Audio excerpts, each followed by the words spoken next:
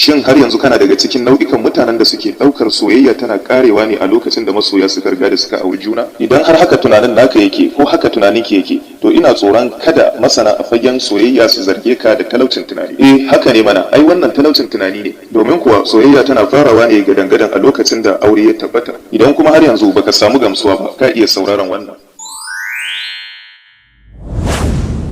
Kai, ni fa ban gane me yake faruwa ba. Akwai matsala fa. Tabbas da akwai damuwa.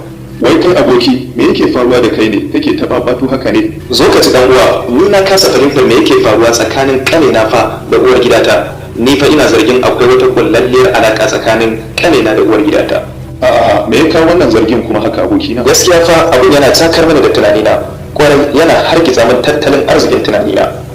Ikon Allah, wannan lamarin gaskiya babban lamari ne. Amma me yake faruwa ne haka aboki? Ai na gama fahimtar uwar gida har rawar jiki take da zumudi idan ta gan shi ko ta ji shi ko ta ga halarsa gidana. Kai ai na gama gane inda gizo ke saka, ba sai ka yi mini wani dogon bayani. Amma aboki, sau nawa nake gaya maka cewa mace ita tamkar kayan tangaran take, aka samu dan kadan sai kaga ta fashe.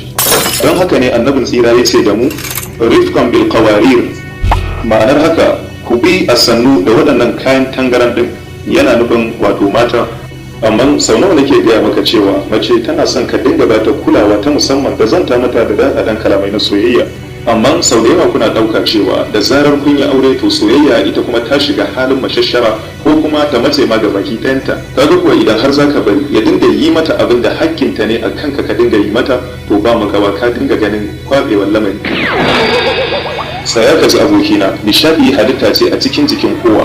Babu wani wanda ya girmi nishaɗi ko yi kankanta da ita. Hasili ma bawa iyalinka nishaɗi wani babban aiki ne na lada. Annabin tsira sallallahu alaihi wasallam yana cewa khairukum li ahlihi wa ana khairukum li ahli. Hakan yana nufin mafi alkhairun ku shine wanda yafi kyautata wa iyalinsa, kuma ni ne nafi ku kyautata wa iyalina. To ka ji batu abokina. Ai shikenan kuma the game is over. The game is over. The game is over.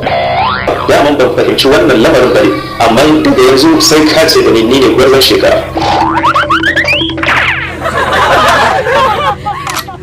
Yawa kun sayar da ta kaya ko mu dai duk inda aka shiga aka fito muna tuni da subscribe, like, a kuma share. Yawa mun gode.